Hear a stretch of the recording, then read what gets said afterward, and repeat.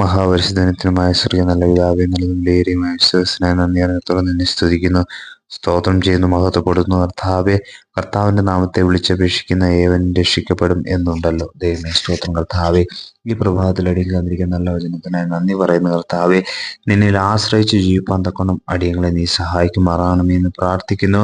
ഇപ്പോഴും കർത്താവെ, നിന്റെ നാമത്തിൽ കർത്താവെ സ്തോത്രം, ഹല്ലേലൂയ, പ്രാർത്ഥനകളെയും അടിയങ്ങളുടെ യാചനകളെയും അർപ്പിച്ച് ജീവിപ്പാൻ അടിയങ്ങളെ നീ ഇടയാക്കുമാറാകണമേ എന്ന് പ്രാർത്ഥിക്കുന്നു.